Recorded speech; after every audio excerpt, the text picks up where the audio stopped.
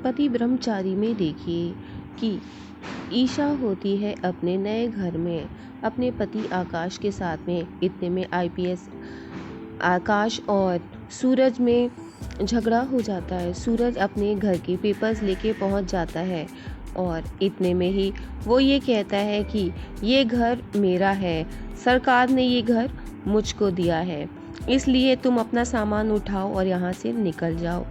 जब ईशा ये देखती है कि सूरज आईपीएस अधिकारी बन गया, ये देख बहुत खुश होती है। जब सूरज अपने ताइमा और अपने पापा जी को घर लेके आता है आंखों पर पट्टी बांध के, तो ये देखकर ईशा को बहुत खुशी मिलती है। और ताइमा और पापा जी ये देख कर के सूरज को नया घर मिल गया है, वो लोग भी बहुत खुश हो जाते हैं इतने बड़े घर को देख के, क्योंकि ये उन्होंने सपने में भी नहीं सोचा था कि कभी वो इतने बड़े घर में भी रह सकते हैं। और ईशा को भी बहुत खुशी होती है।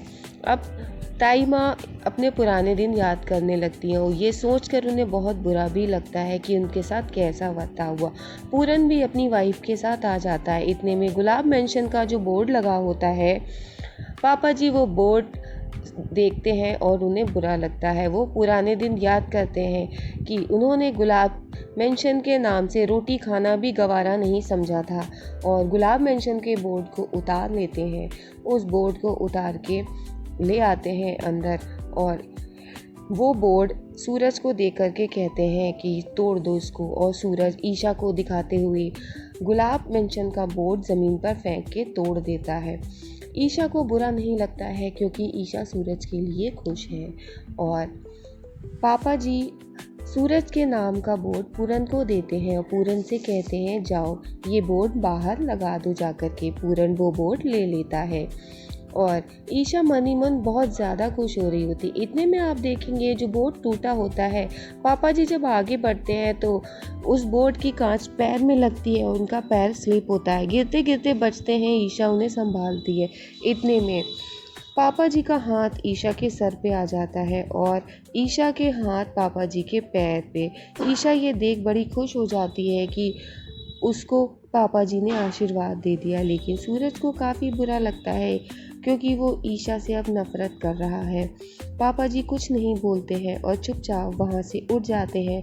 ईशा देख रही होती है, उनसे बोलना चाहती है, लेकिन इतने में पापा जी उसको बाहर जाने का इशारा कर देते हैं। ईशा कुछ नहीं बोलती। ताइमा ताने मारती हैं, ईशा बाहर जाने लगती है और ताइमा कहती तू बड़ी पैसे की भूखी थी, जा अब तू जा, अब गरीबी के दिन देख। ईशा पलट के देखती कहती है मैं अपने सूरज के लिए कुछ भी सह सकती हूँ। इतने में सभी लोग देखने लगते हैं। आकाश भी बाहर खड़ा होता है, वो भी देख के रह जाता है। लेकिन ईशा अपनी बात को संभालते हुए कहती है मेरा मतलब है कि आकाश। और फिर वो बाहर की तरफ देखने लगती है।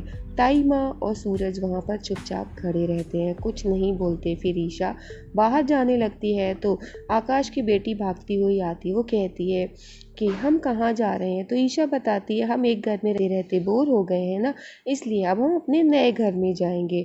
और ईशा उस बच्ची को समझा देती है। ईशा सूरज की तरफ देखती है, मन ही मन कहती है सूरज मैं तुम्हारी तरक्की देखकर बहुत खुश हो रही हूँ, तुम सोच भी नहीं सकते कि मैं तुम्हारे लिए आज कितना खुश हूँ। और ईशा चली जाती है।